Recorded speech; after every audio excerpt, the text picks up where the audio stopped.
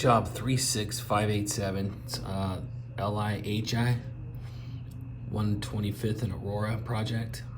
This is a right-of-way job for W.G. Clark. This job's supposed to start on Q1 of 2025, and then it's supposed to be an 18-month project. So that's what it says here. Q1 2025, 18-month duration.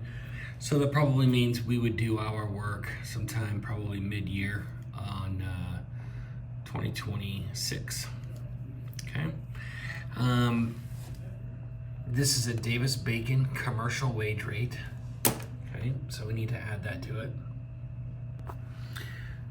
There's the project and the project address. We're putting in a high-rise building there.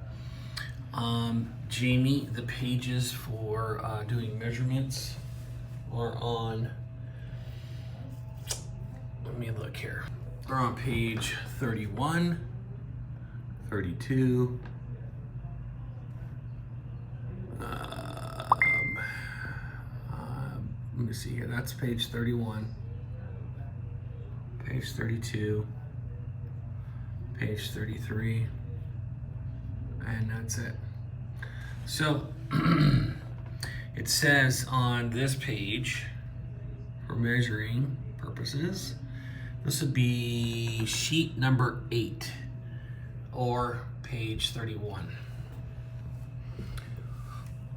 So 13 and 14 is what we're focusing on. 2-inch depth grind and overlay per standard plan 402B, and then full depth asphalt replacement per standard plan 402B, see sheet 11.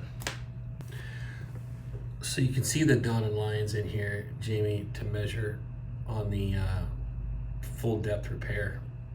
It goes all the way down. You can see the dotted line here. It also calls out saw cut line on page 8. So we need that done, and then the rest of it is the grind and overlay. But you can see that down here, if we get down to the end, you got the saw cut line that's right here, and then you've got through here areas that need to be full depth, and then all the way out here is grind and overlay. Over here you've got a section here, full depth, section here, full depth, but then grind and overlay on the entire thing on 125th. And it just goes down into the next page, which is page 32. And this is on Aurora Avenue. Let me double check this real quick. Okay, so this is the continuation of Aurora Avenue. From there, you can see the saw cut line. The dotted area is the full depth repairs going all the way down to the end, and then of course the outside area of everything is the 2-inch grind and overlay. Okay, traffic control is excluded. That would be handled by contractor. This right here, this is just another look from where it switches from North 125th to Aurora Avenue. You can see on this other page up here, this was kind of the same look here. That's what we were looking at already. So that measurement is already done. So when you go to page, this page, when you go to page 10, you've already measured up some of this, and then you measured up that, and then you just continue the measurement on this street, which is North 125th.